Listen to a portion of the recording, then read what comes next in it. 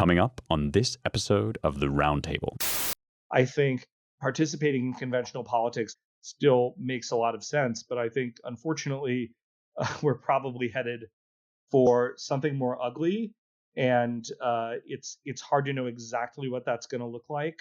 We need to be ready. We need to attempt to the best as possible for ourselves to advocate for the sort of constitutional principles and everything that led this country to a tremendous amount of success for over 2 centuries. But at the same time, I think we need to be very realistic about the situation we're in. I think it's frankly pretty dire, and I wish I saw a better way out of it through conventional politics. We just need to maintain a great deal of situational awareness about where things are going and be ready to seize opportunities when they present themselves.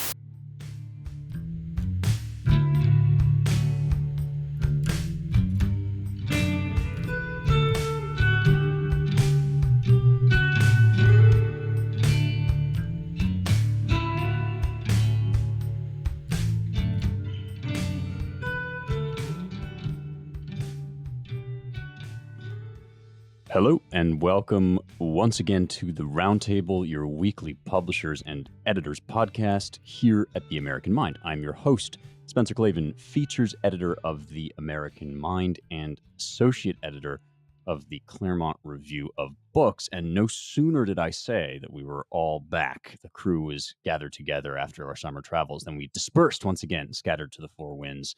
James is traveling, Seth is out, and so I am joined today by our publisher and president, Ryan Williams, and a special guest. I can't believe this is your first time on the show. Jeremy Carl, senior fellow at the Claremont Institute, longtime friend of the program, friend of the various endeavors that we do here at Claremont, including TAM, where you will frequently write. So, Jeremy, welcome in. Thanks so much for having me, Spencer. Glad you are here. And we've got a full slate, as often these days. We wanted to start off by talking about Blue Sulla. And if you don't know what I am talking about, you might not be terminally online. I'm referring here, of course, to Gavin Newsom, governor of California and king of the lizard people. I'm not sure what other designations to afford him, but those of us that escaped from his mismanagement of the state have a certain PTSD every time we see his fixed grin on TV or elsewhere. Ryan, you can give us the up-to-the-minute report of the state, but we just wanted to talk about him because there are rumblings, more than rumblings now, about the possibility of Newsom taking the helm at the Democratic Party, perhaps even ousting Biden as the nominee for 2024. A few data points that have caused people to talk about this include the fact that Newsom and DeSantis are going to debate. This was off and now it's on. DeSantis has agreed and they're going to debate on November 30th. There have also been a few high-profile moves that Newsom has made, including vetoing a bill that would have had courts consider whether a parent affirms a child's gender identity or gender expression when making custody and visitation decisions. And so this is a kind of a high-profile move on Newsom's part, perhaps signaling his desire to court voters at a national level.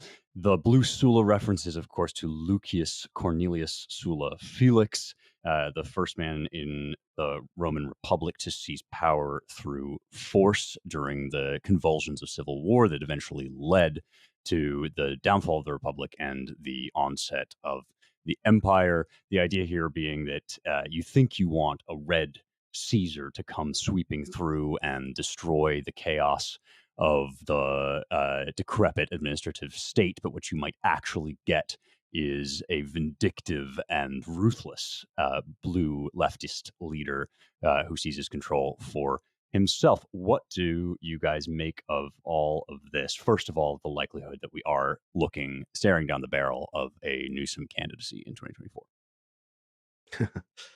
Yeah, we'll see. I keep hearing versions of this from right-wingers of various sorts, both Never Trump and others.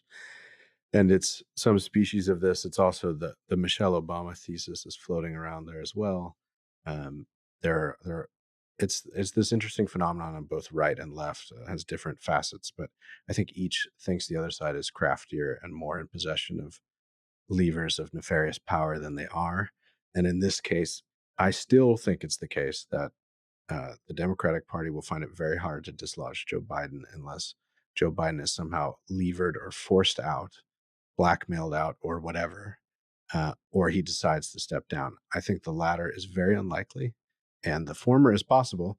I mean, they've started the comms operation that would they're seeding the ground in all sorts of ways, as you alluded to, Spencer, to that Biden is unfit. He's too old. They had this, it depends on how you read all this stuff. This they've got this recent story from the last 3 days about Biden, doing balance exercises and getting new shoes because the main goal now, as these optics go, is to make sure he doesn't trip anymore. That would suggest to me, first of all, I don't know why you'd leak that story, but that would suggest to me that he's there to stay or trying to stay. So there's just not a process to get him out unless he willingly goes, whether willingly means is forced behind the scenes and decides to do it, or decides that he can't, for whatever reason, continue. So we'll see. I mean, Newsom knows all this, of course. I think he's been playing it cool in that sense, praising Joe, praising the administration, praising Joe and Kamala as the perfect ticket going forward. And he's just, I think, waiting to see what can either it's a combination of probably what can be done. He'll probably be working that as quietly as he can. And then also just being poised to take up the heavy duty of representing his party out of sorrow rather than malevolence or or machinations to carry the party forward. And I'll also just add, he's certainly been test running all sorts of national campaigns. I mean, he's out in the media a lot. He's going to debate Ron DeSantis. It looks like not next month, but in November on the Hannity program. We'll see if that actually happens. It's been in the works for a while. He's whatever it was, 6 weeks back or 2 months back, he had led that. I forget what he called it, but we're going to do this 50-state tour for upholding democracy and defeating the other thing. Yeah, parachuting into Florida to Yeah, distribute like playing in hormones to DeSantis's trans children or something. backyard. That's right, protecting trans kids. Right. So I mean, Newsom seems the most plausible and high public profile candidate who really wants to step up and is ready to step up. The mechanics of it are the more interesting thing to me, Yeah. especially if they get kind of nasty and dark and behind the scenes. Yeah, there was an interview recently in which Kamala Harris sort of had to respond to the question, "Are you ready to take up the mantle should Biden vanish from the scene for some reason having to do with his age?" And instead of saying, "No, I mean, of course, absolutely, he's well prepared to continue, but in the eventuality, should I have to, I would." She sort of leapt into like, "Yes, I'm very ready. I'm prepared to do this." And you sort of feel like everybody knows that this is a possibility and is kind of maneuvering around that. But yeah, I agree with you, Ryan. It seems difficult for Newsom to actually seize that baton if the party generally doesn't want him to, and it doesn't look like they do. Jeremy, first of all, do you agree with that? And second of all, do you think that Newsom would like to seize the baton if he could? Yeah, I thoroughly agree with Ryan here. I think it's sort of one of these the hand that wields the knife is not the head that wears the crown type thing, where he's playing it very well. And I mean, all the things that for all the bad things we could say about Newsom, and they're really infinite. I mean, I just find him a loathsome. I call him Gavin Loathsome, actually. I mean, just a loathsome individual. Um, Very Trumpian of you, Jeremy. yeah, I'm sure he would come up with something even more imaginative. But for all that, I mean, I think he's a very shrewd politician. We've seen this again and again. I think he realizes that not only can he not look like he's the guy behind the scenes trying to shiv Biden, but he's gone very out in front and said, in no uncertain terms, he's supported Biden. I mean, he's kind of, testimonial supporting him. I think he is, I'm sure, communicating with folks on back channels saying, well, I'm not going to do anything, but of course, in the unfortunate possibility that Biden would step aside or something else, then he's happy to move forward. But he's not going to put his fingerprints on the knife in any way. I tend to agree with both of you. I don't think he's likely to be the guy because I think it is going to be hard to dislodge Biden. On the other hand, Biden is so weak. I mean, he's weak Mm. in every way. He's politically weak. This corruption stuff, the drum beats are just going to get louder. Uh, he's physically weak. There are going to be people pushing him, and I would say there's a tremendous opportunity that some Democrat is going to seize. I don't know if it's going to be Gavin or somebody else, but Bernie Sanders, who's really, in my mind, not a particularly impressive politician, built himself into a huge national figure because he just dared to run against the anointed Hillary Clinton. And even though he didn't get the nomination, he kind of did really well.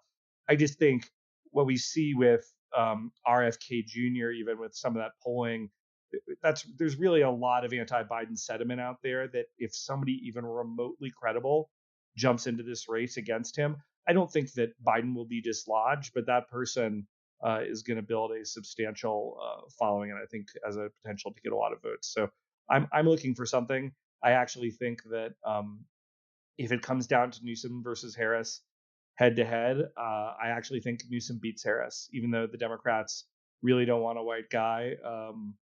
Harris is just so disliked that they care about winning more.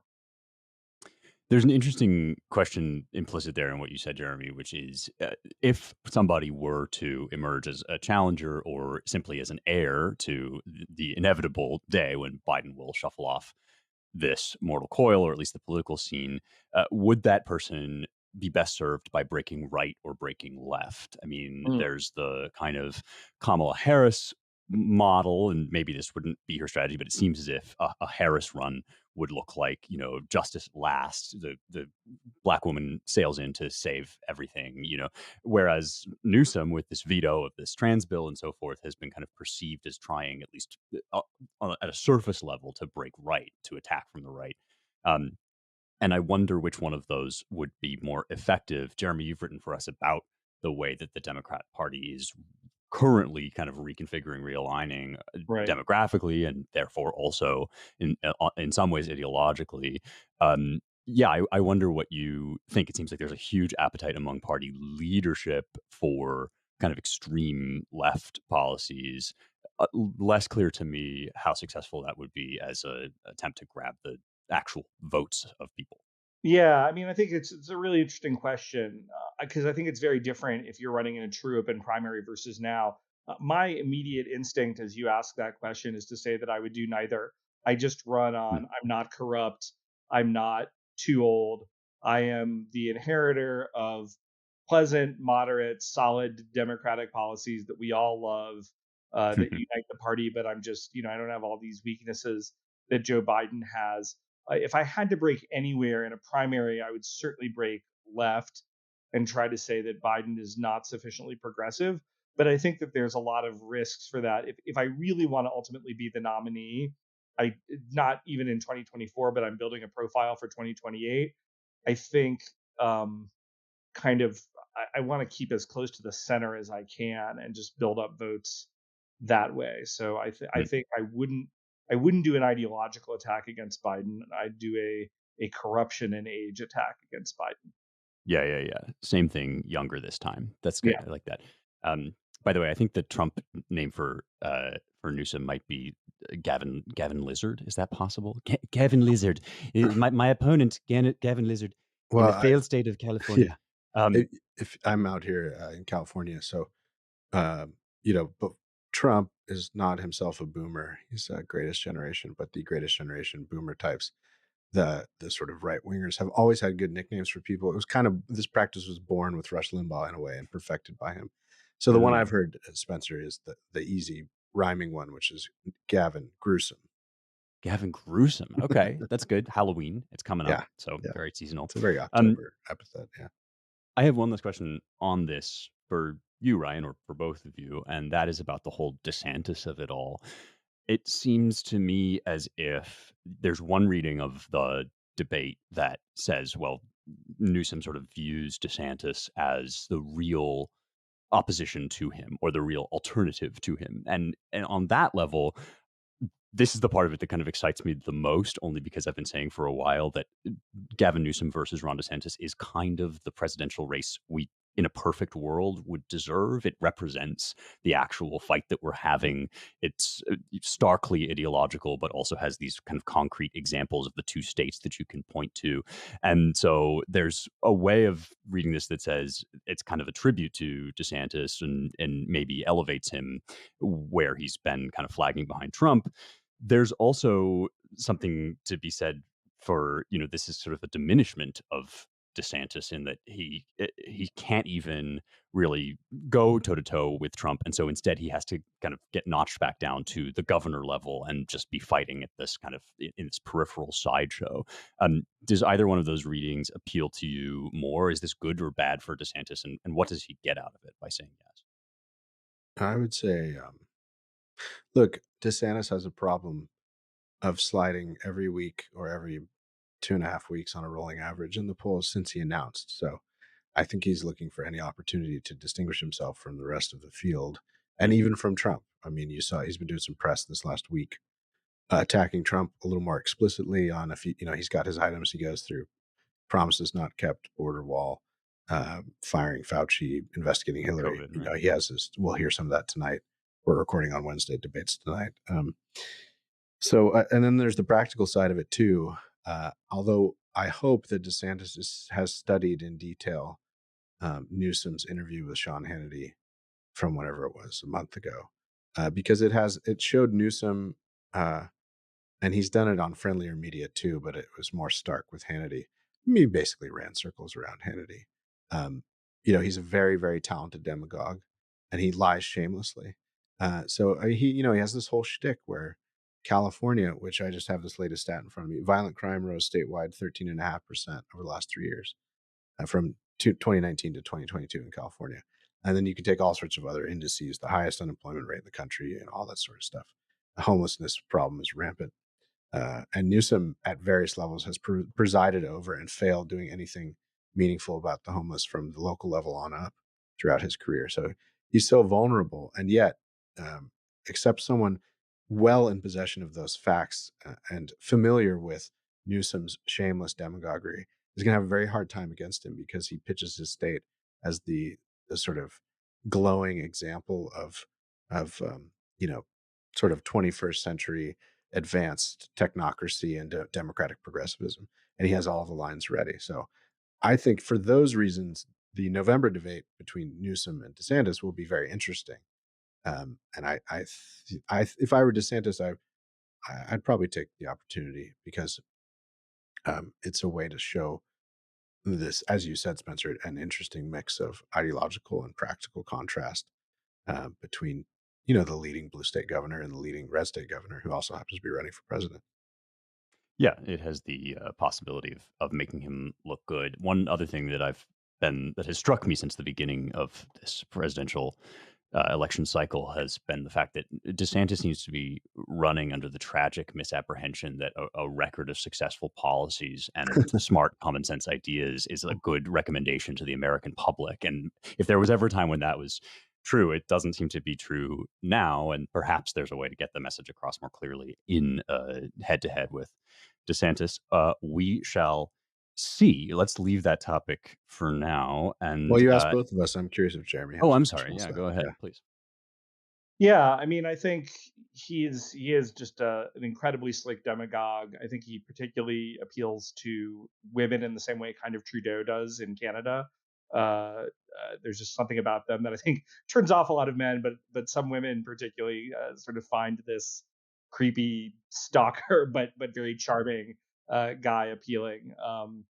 Uh, I think per what you just said, DeSantis is laboring under the misapprehension, perhaps, that a record of thoughtful success was going to be able to carry him to the nomination. I think he is hopefully revising that a little bit. I'm not nearly as bearish on DeSantis's chances as a lot of other people are. I actually think that this meeting probably helps both of them, because it's a little bit profile raising for DeSantis. I mean, if Newsom makes him look really bad, I guess it could kind of be a dagger, but otherwise it distinguishes him a little bit from the pack. I continue to think politically obsessed people like us, it seems like this campaign's been going on forever. But Mm. normal people are still, we're months away from voting.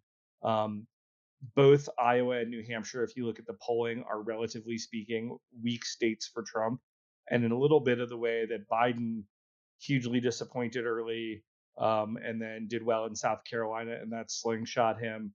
I think DeSantis DeSantis has done a good job of getting expectations really low at this point, and I think if he can win in Iowa, which I think is probably necessary for him, and if he could do that and do the same in New Hampshire, or at least a very strong second, I think this game could reopen. So it's still very early. Trump obviously would be the substantial favorite, but I think if the race were really over, Trump's surrogates would not be all over Twitter every day trying to tell us that the race was over.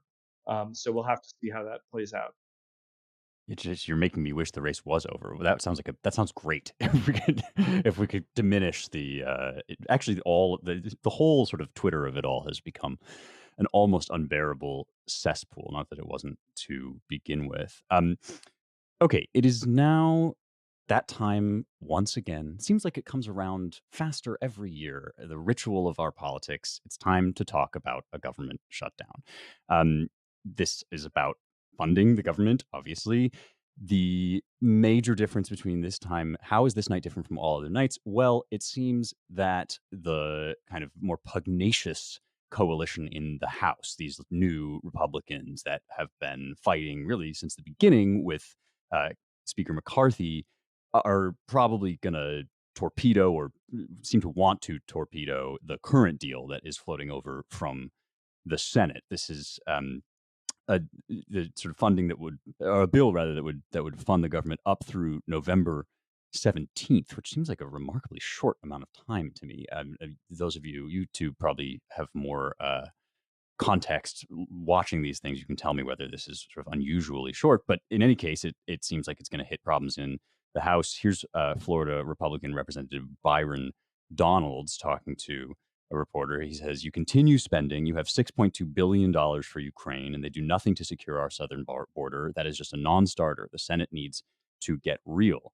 You've all seen the images of the southern border. It has to stop immediately, and this government should not continue to be funded if we do not secure our border." So the two big issues there are already front and center: Ukraine funding, continuing to shovel money toward Ukraine, and this just ongoing border influx, the kind of open border in the south that these guys are rightly concerned about. The question for me, at least, is whether they have the chips on the table to do anything about it. So that's what I want to ask you guys. Do you think that there's something to be gained from this whole exchange? Yeah, the short time period is just another patch, and kicking the can down the road is charitable. I mean, like to the end of the driveway, I suppose I was mean, yeah. better. Just doing what they can to avoid what many in the establishment regard as the unpleasantness of a shutdown. Now, the Republicans are confronted with a problem that they often find themselves in recent years, with the Trump years being the one exception. So, if we take Obama and now Biden, is that the executive has a wonderful ability to make the shutdown hurt as much as possible for its political enemies, and will do so. Hmm. And I'm saying that just as a sort of, that's not a normative statement, as we say in political science. I'm just describing what it is. Mm. And so that, and we should describe the larger constitutional or institutional issue, which we've described before in this program, but repetition is good because not everyone listens to every episode. But the larger, What? yeah, Excuse what? me? No, terrible people. But the larger background is we haven't done real appropriating, and what I mean by that is like funding individual government departments bill by bill by bill, with all the concessions and wrangling and deliberation that might go over, say, what should we fund DoD this year to do? What's it doing that we don't like? Say Republicans in the House, what is DHS doing that we don't like? Well, the border would be one thing. So then you can wrangle over that and fix problems with the border, negotiate with the Senate where you can, et cetera, et cetera. Instead, what we've done now for 3 decades plus is wait till the last minute, negotiate behind closed doors for a full funding of everything. That's what a continuing resolution is.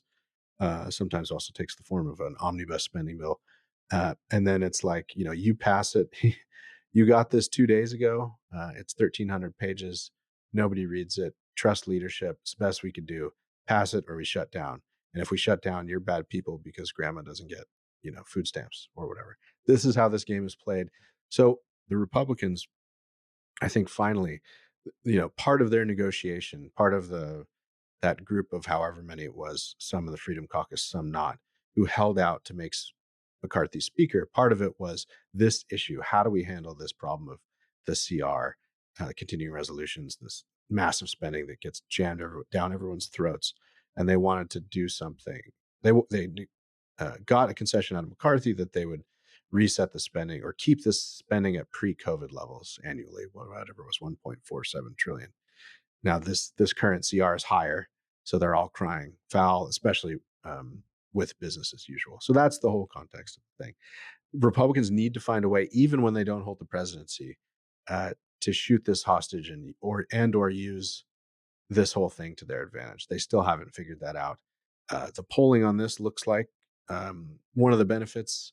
Well, I'm getting ahead of myself. The polling on this so far, it looks like it's to their advantage to shut it down, because people will blame the Democrats a little more than they'll blame the Republicans, and they'll blame the Biden administration. And so, I suspect that the politically useful thing for a lot of House Republicans will be the thing that happens. But this whole process will kind of stay this way until McConnell dies or is unseated and some new type of senator takes hold. For the ways the Senate works, that may be unlikely, even if it's not McConnell, maybe someone similar. Or you hold the presidency, and then we'll one of our four.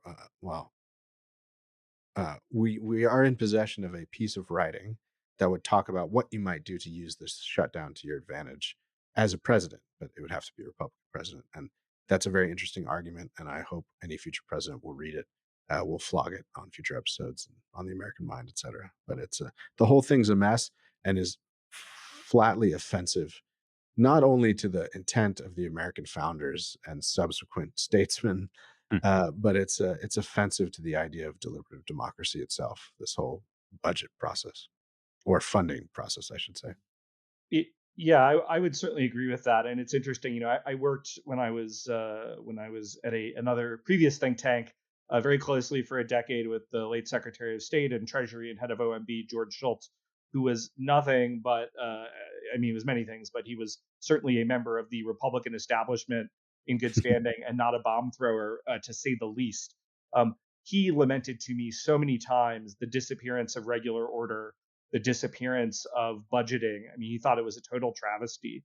And I think that there are good government arguments, again, and Ryan touched on this, as well as the founders' intent, to really push on this. Although obviously with McConnell in there, it's very hard. But it really is a travesty. And this is not just kind of a right-wing partisan issue. It should be an issue of anybody who wants the government to function. Having said that, I think the right has mishandled these shutdowns basically almost every time. And what they really need to do, and they've been a little bit better this time. And in fact, Matt Gaetz had a couple of really good media appearances that made the rounds on Twitter/X, where I thought he was really saying things that were kind of politically effective and seeming reasonable in terms of what he wanted. But I think literally the dissident members of the GOP caucus need to practice just staring into a mirror, saying we do not want the government to shut down again and again and again until it really looks believable. Because this whole notion that is frequently even been part of the rhetoric of these shutdowns, that, oh, it's no big deal if we shut the government down and blah blah blah, that plays really well with X% of the GOP base, and even them actually, when they find out some federal office is not open, kind of get annoyed. But it is not a winning issue. And what we need to be doing instead is coming up with a few very reasonable demands that we are communicating, saying how much it would greatly pain us, how the last thing we would like to do is shut down the government, but we're also not just going to be dictated to. And to me, this is real things on the southern border, and to attack the woke and weaponized government in various ways. And again, this is not shut down the CIA or dismantle the FBI or any of that stuff. I mean, again, plays great with the base. I'd love to probably do some of that, but it's not realistic in terms of a demand. What I think it needs to be is, what are some specific and substantive reforms in these agencies or in other places that we could get that would change the debate in this area, that would be things that we can go out in public and either get folks to agree to, or if they don't agree to it, they end up looking bad. But I think if we're looking to shut down the government, if that is at all part of our rhetoric, if it even looks like we're trying to do that a little bit, or if we're making totally unreasonable political demands that just cannot happen, then we lose. And so I think we've got to really sharpen our communication strategy in this area. That is a really good point. It's one of those boomer memes, kind of like, oh, you want student loan forgiveness? Well, serves you right for studying literature in college. Like, we're conservatives. We think you should study, I don't know, like engineering or something, which kind of plays with a certain sector, but not the sector you want it to play with. And also is kind of fundamentally sort of unserious. Like this thing where, oh, Right. the government, like, big government is bad, and when we shut down the government, like everybody can just run the country on their own, is fun, I guess, over cigars to make that joke, but it doesn't actually stand in front of any real policy prescription. It Right. makes you sound like you don't have any plan. Jeremy, do you think that Ukraine is one of those things or not that would be good to ask for? It seems like it's Yeah. one of So I the mean, I'd things now. certainly ask for it. I just don't know that. And I've been against the Ukraine funding from the beginning. So it's not that I'm squishy from the right on the Ukraine issue at all. I'm just not sure at the end of the day that given all of the different levers that I care about, or the ask that I might try to make, that kind of getting to that, which I think is also, we have people within our caucus for non-corrupt reasons that I don't happen to agree with, who really believe that we should be funding Ukraine. Okay. And in fact, not just people, we have a lot of people in our caucus. And so I just think zeroing that out is, it's not that I wouldn't message on it, but I think it's a huge ask. Whereas saying, gosh, we should reorganize some things in the government to not be able to let them politically attack Republicans. Mm, That's something that is a little bit easier to ask, and you just say this really clearly. You say, we don't want to shut down the government. Well, you should ask the Democrats why they are shutting down the government over their refusal to not weaponize the government against us, uh, right. versus their refusal to do the border. These are like 80-20 issues. Um, and kind of make it that.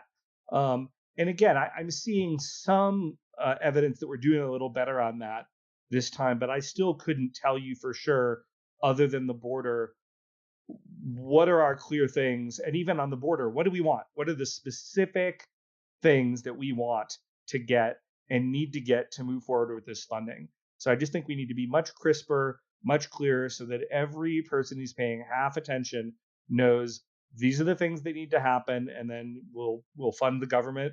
And if we can't get those things, we don't. And by the way, if you can get those things, that increases your leverage over the long term, because you're getting wins. Where if you ask for 20 things and you end up losing the political fight because you don't get any of them, that lowers your power for future negotiations.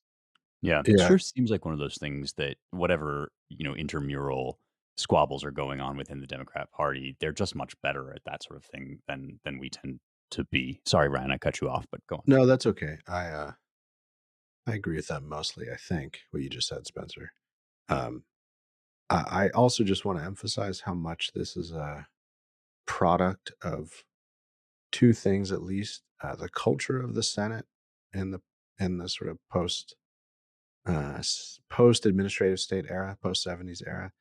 I mean, the culture of it, part of it goes way back. It's always been a club that's very collegial, and that militates against real sharp divisions when push comes to shove. I think that's been the case in the Senate for a long time. But it's also, I mean, these razor thin majorities that each party trades off and on in the Senate, coupled with the culture of the Senate, which is, it is very much a club. It is, it's good to, one of our fellows at our recent alumni retreat, who has been very close to this before as a former lead staffer on the steering committee, laid it out like this on one of the panels, which is you have to understand what senators want more than anything else. They want to get reelected. And for most of them, that means keeping their heads down, avoiding tough votes. They want to get reelected because they like being senators. They like the prestige of it. Everyone kisses your ass, all the normal reasons that make sense from a personal egos. And then you have to understand what the Senate is like, which is it's like any other workplace where a lot of your colleagues have been with each other for decades. So, friction is avoided because it leads to rancor and the Senate cafeteria is like a cliquey high school cafeteria. If you're in the in crowd, you sit at the cool tables. If you're being a pain in the ass like Ron Johnson or Mike Lee or Ted Cruz, you're sort of ostracized. And then finally, what the one of the services, well, the sort of biggest secret that's kept in the Senate is that um, uh, just sort of unrelenting monomaniacal ambition is fine as long as you can sort of hide it. So it's a weird body. It's very small, but all of those cultural aspects of the Senate also make total sense in how either McConnell or Schumer handle something like spending and government shutdowns. Now, the Dems are slightly better. And I will say for both sides, they do know where to dig in when they want to, which is mostly on um, judicial nominees, especially, and then on presidential nominations, although the Democrats played much harder ball than the Republicans. So it's just this cultural institutional problem as well. So the recommendation of that particular panelist was like, one of them was, we need to become better students of the great legislators of American history, of post-war American history, people who wielded power, even especially in the Senate, very effectively. People like Lyndon Johnson. Right. I mean, that was going to be the kind of can of worms that I opened with with vanishingly few minutes to spare here. Is that speaking of like Sulla and the end of the Roman Republic and these enormous structural problems, you are describing initially when we started out, Ryan. You described something on the level of kind of cataclysmic republic ending problems. We've this quote often attributed to Benjamin Franklin that once you figure out how to vote yourself rich, you've basically Mhm. just going to start tearing the country apart. And that whenever these questions of funding come up, the appetite for kind of real action is so small because anybody that wants to resist you can just like point to food stamp grandma and say you're pushing her off a cliff or whatever. Um, and maybe Ryan, you already answered this, but I'd like to get Jeremy in on it too. Is just what kind of strategic maneuvering even is possible to start turning back problems of that level and of that age? Do you think that this is the sort of thing that you can fix from within the Senate, or is there something greater called for Ryan, you want to take a first crack at that? here? Uh, yeah. So, well, it's caught up in the problem. We've talked about this before, but it's been many, many, many months.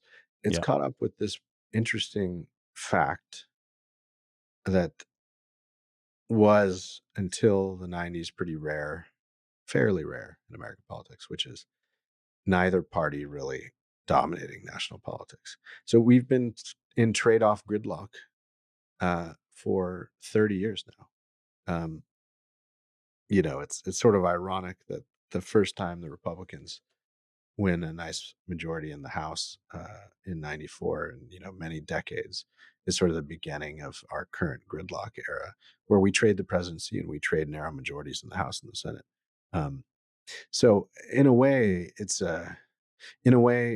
a party, and I would suggest or submit a party learning some very interesting lessons that Trump taught us in his run in 2016, and I've talked about this before, and expanding on those insights, the shifting electorate, and the promise of a new message that's centrist in some ways, in good ways, pragmatic and non-ideological on issues like maybe war and trade. Um, some entrepreneur in one of these parties should seize that mantle build a national campaign on it, run on it, and win on it, and try to realign the country. That would be the only way you could begin to fix the problem, because then you would have a bunch of legislators dependent on you and taking your lead. And you see it like a mini version of that with Trump, because the MAGA district legislators are falling in line, have fallen into line behind Trump, because their political livelihood depends on it. And I say that, yeah. So, I mean, you can be agnostic as you want, but as far as MAGA or establishment or whatever, I'm just saying it illustrates the promise of effective political leadership. And so we really just have not neither a leader on the right or the left in our political memory. I mean, Reagan was the last one, and even he never had an absolute majority in both houses of Congress, and so that was also, so even he, as he admitted in his farewell address, uh, the could not affect a full Reagan revolution. So that would lead one to speculate about whether such a thing is possible, given the nature of postmodern politics in America or the West more generally. And it's a particular problem in America that is dominating nationally and legislatively in conjunction with an executive. It's harder to do in America because of our system. We have two parties. Our kind of the way everything's set up means that really you can only have two parties uh, for any stretch of time in America, I would argue, and both theoretically and then obviously practically we can observe it. And you really don't have proportional representation like you do across Western Europe. So the a generation long realignment is harder in America. It's also a huge heterogeneous place and growing more heterogeneous by the day. Uh, so I would say that the dark side of the problem, um, which has been growing for 3 decades or 4 decades, really since the late 60s, although it's been turbocharged in the last 30 years, is the quick importation of new people into America, most of them illegal or a lot of them illegally. I mean, it looks like 10 million people have entered the country illegally since Joe Biden took office. I mean, we're getting to a point where you could have a third of the country and not too long be illegal aliens. The older term for now, the more acceptable, undocumented quote unquote immigrants or refugees or whatever. So anyone that wants this country to have a future that resembles at all, I think, the good things of the past, or many of the good things of the past, will have to do some pretty hard things. Because both futures, in my opinion, would be bad, and I'll lay out two of them. They're not the only futures, but one future is you enfranchise all these people, and you have, more or less permanent democratic government. It's just the way, on the whole, the folks who've been coming to the country vote, and I don't think that's going to change. Or you have 65 or 70 million people as a kind of underclass. I mean, that's a terrible place, a terrible way to live. The alternative is some, mix of mass deportation, self-deportation, disincentives. I mean, it's a huge task that one has to undertake. So, Hmm. but in dire times and sliding economic prospects and crises, there is perhaps new opportunities for leadership. So I think the a skilled and ambitious politician, ambitious in the best sense, wanting to save his or her country, could capitalize on a lot of these things and maybe break through the logjam of the last few decades. But it's probably one of the greatest tasks of American statesmanship in over 100 years. Yeah, I do think the heterogeneity that Ryan touched on, as a result of immigration, which I think is really the number one issue, and the way the country has been fundamentally transformed demographically over the last several decades.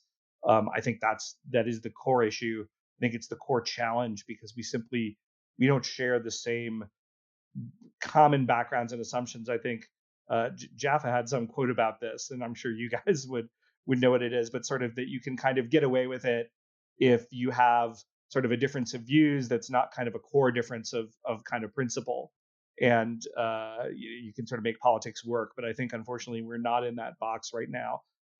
I am personally, and I don't say this to black pill any of our listeners. I am skeptical that anything within conventional politics is going to really get us out of this. Um, Mm. I am still very involved in conventional politics in all sorts of ways because I think, pay attention to the fact that I used I think rather than I know. We should always have a certain amount of intellectual humility. It's possible that this kind of great statesman, even within a conventional realm that Ryan has touched upon, will appear and kind of lead us to a good place that does not really seem particularly achievable right now. And also the importance of being ready. And again, I'll quote my old boss, Secretary Schultz, again, and he was always a big fan of we would do things in the policy world, and he would say, well, this would look impossible right now. And he'd say, you just never know when the ground is going to dramatically shift. And then the winners are the people who are ready.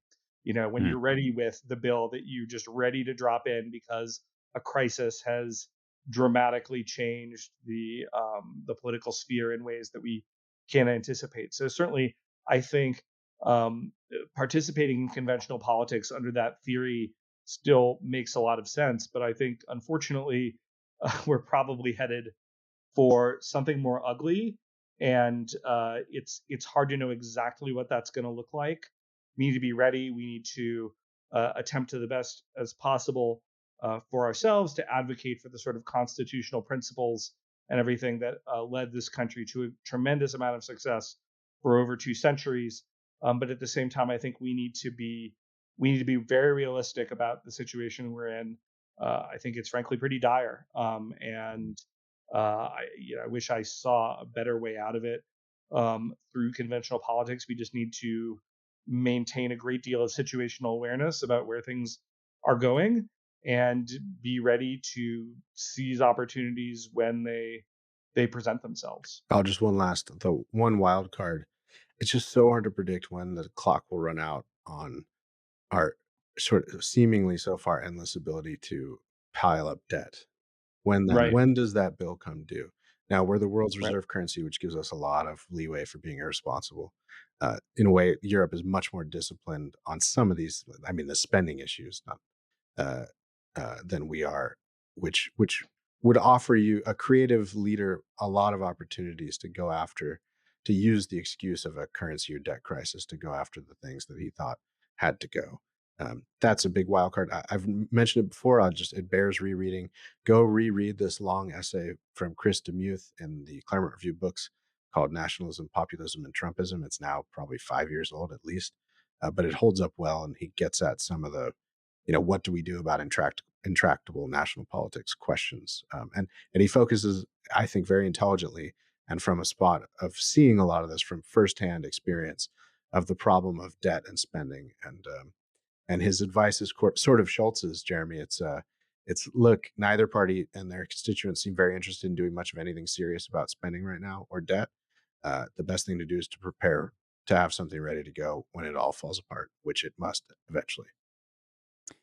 All right, you both handled that very well. I tossed a giant wriggling pile of worms onto the table with limited time, and I have very little to add to what you've both said. I'm going to do something very roundtable and cite, but then sort of footnote something that Curtis Yarvin said on the Red Scare podcast, and that was, in the whole discussion of Caesarism, he was pointing out, I think I'm getting this right, and if he listens and if I've misquoted him here, he'll have to forgive me, but something to the effect of that the Sullas and the Gracchi of the world during the Roman breakdown failed to solve the problem, not because they took sort of extraordinary measures, but because they did so from within the logic of the ongoing civil wars, that they were, basically rewarding friends and punishing enemies according to the system of retribution that had already kind of gotten going with the killing of Tiberius Gracchus, and that Augustus, for all of his other flaws, had this big kind of open model of clemency that kind of reset the clock a little bit.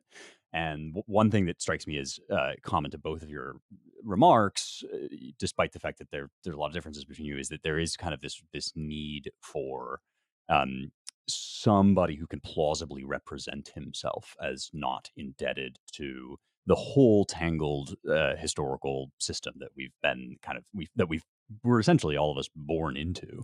And when comes such a man, when comes such a moment, giant open question mark for me as well. But Jeremy makes a good point that kind of sobriety on this topic is maybe the first step toward being ready for the crisis when it does come. Let me just add, Yeah. Spencer, as a kind of institutional position I can offer. No. Yeah. It's not Go a ahead. disclaimer, but I think, yeah, I mean, we are in a way, and the crisis is large. And Jeremy may be right that a conventional politics or conventional constitutional politics, as we've come to understand it, may not be a way to fix this.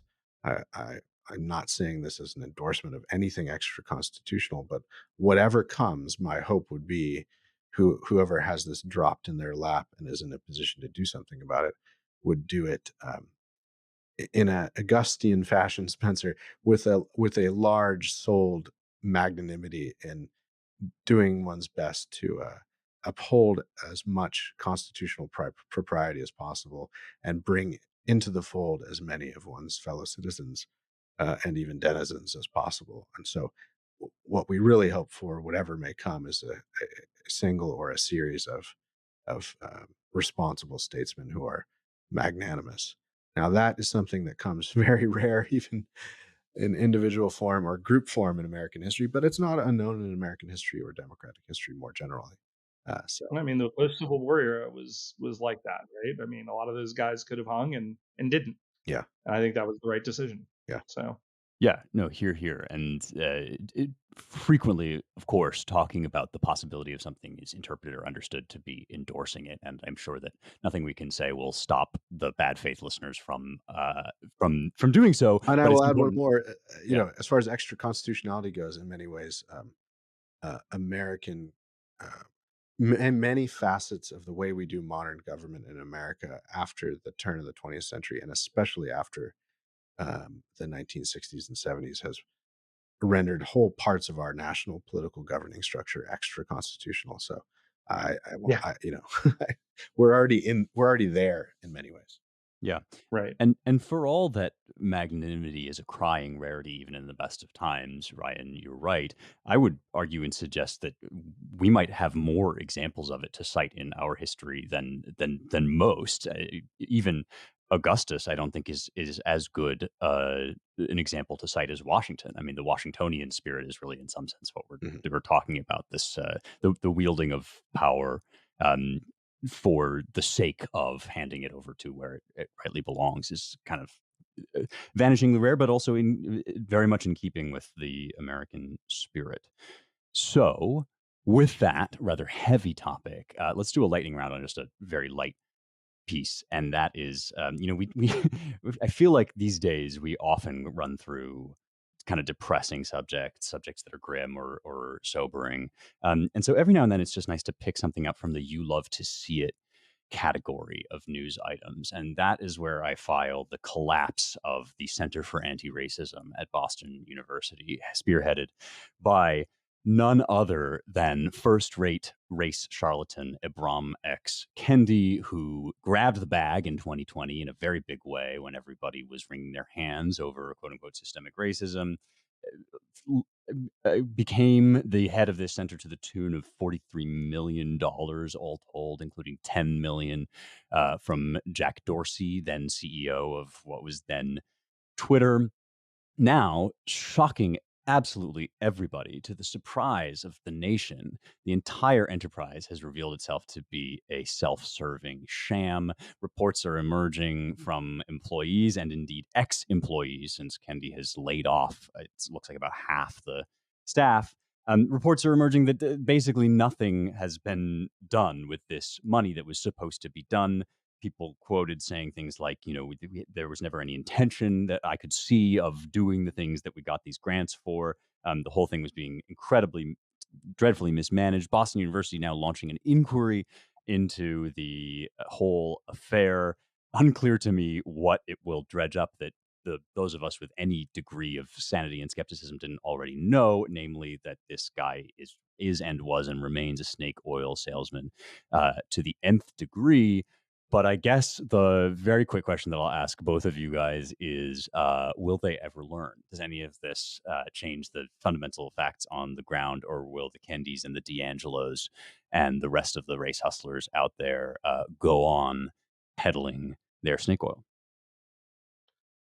Yeah, I mean, well, I think that I'm in the thick of this with my book, kind of documenting some of the worst instances of this.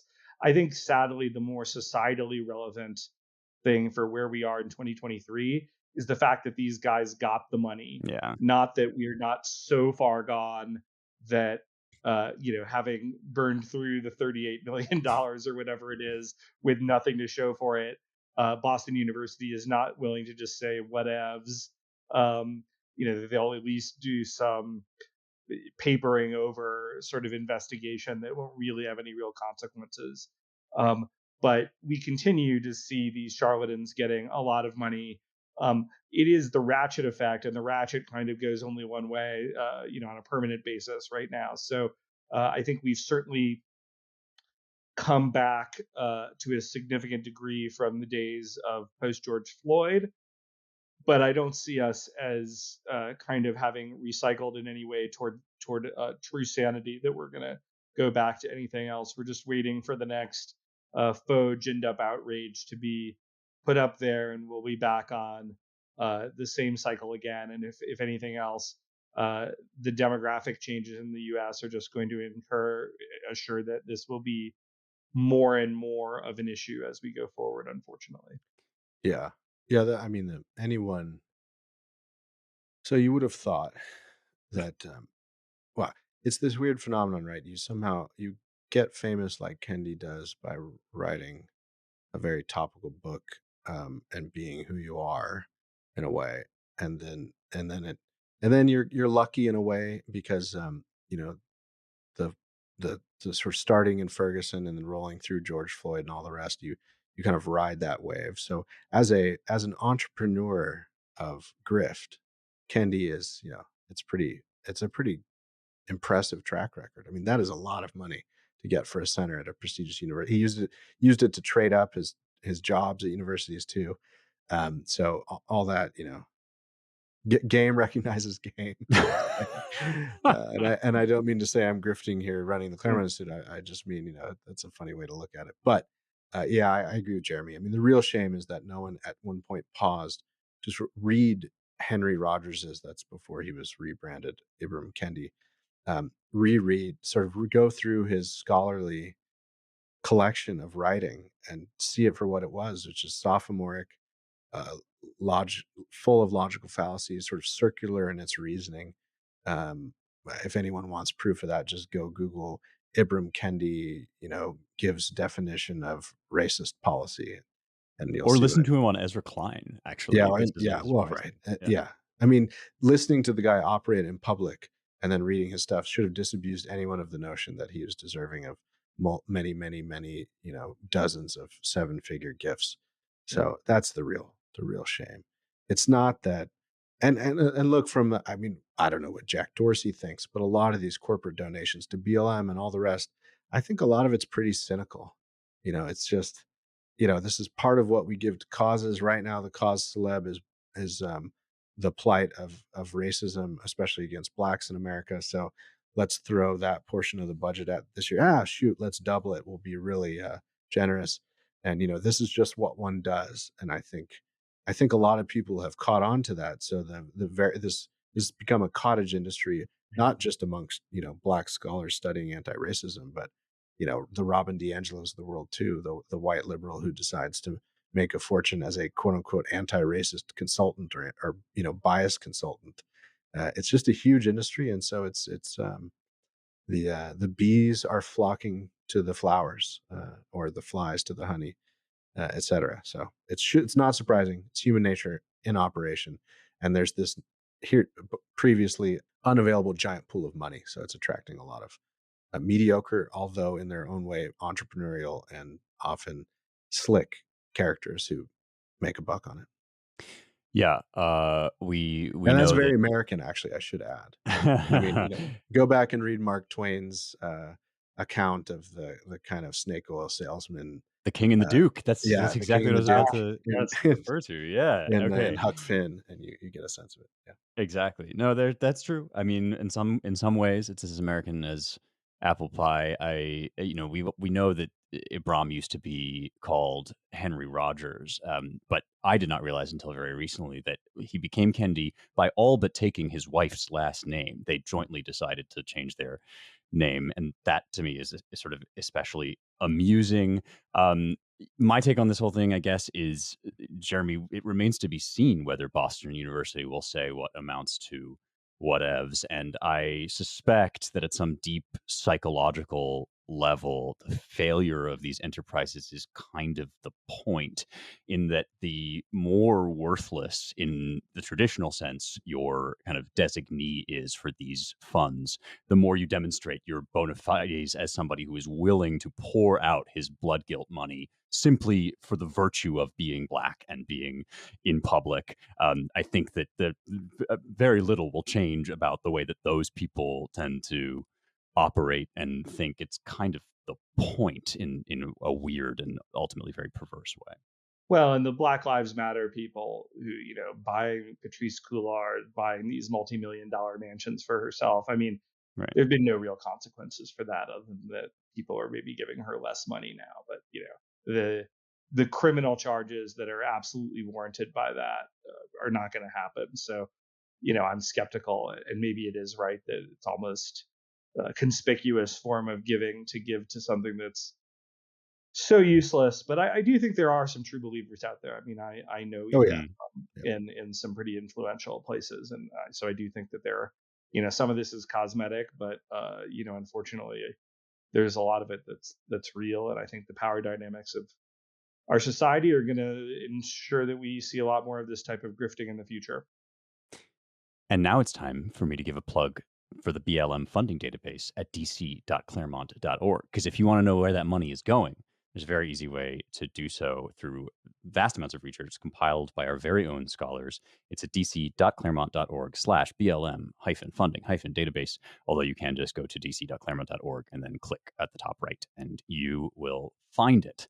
And with that, let's roll those logs yet further and encourage all our listeners to read the damn site. If you don't know this for some reason, we don't just do a podcast, we also run a website. It's called AmericanMind.org. We publish daily on subjects such as the ones we've just been discussing, and every week we like to pick out a piece or two that we think you might particularly enjoy. Mine this week is The East and the Rest, and it's by Paul Ingracia.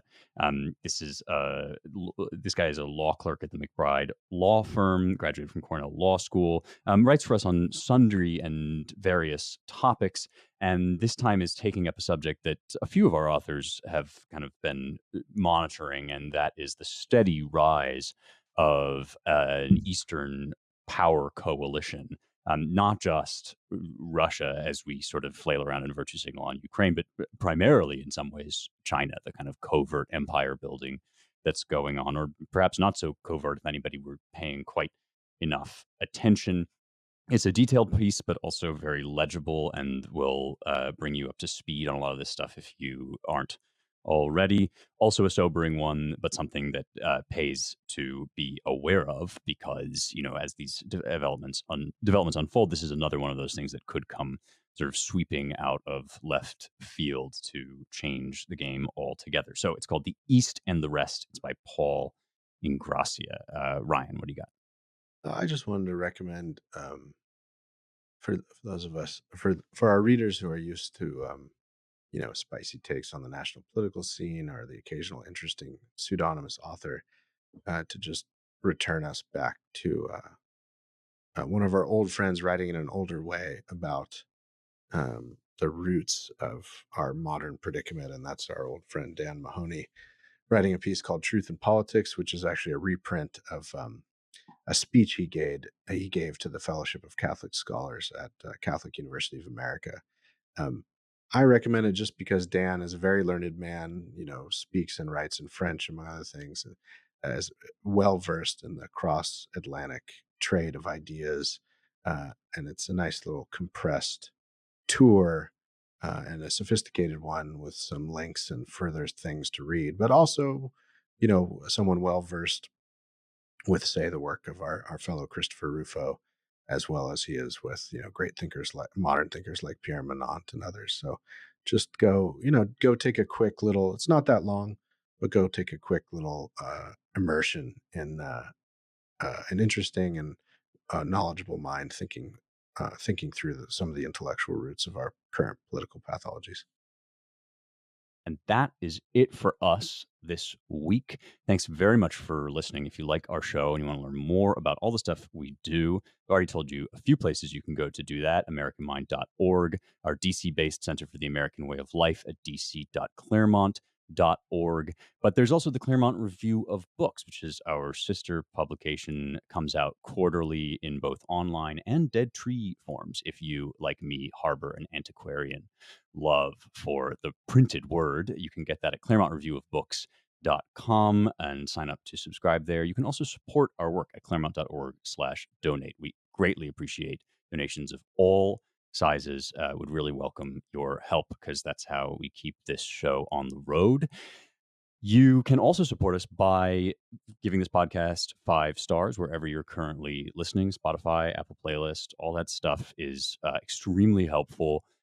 If you have opinions that amount to fewer than 5 stars, at the very least, you can keep them to yourself rather than splattering them all over the internet. Do subscribe, though. You'll get new episodes every week, and share the podcast around in your based group chat, among your family, on social media, wherever you are. That really helps us to grow the show. Thanks to our production and engineering team, Jake Gannon and Logan Zeppieri, and thanks to you all for listening. We will talk to you next week.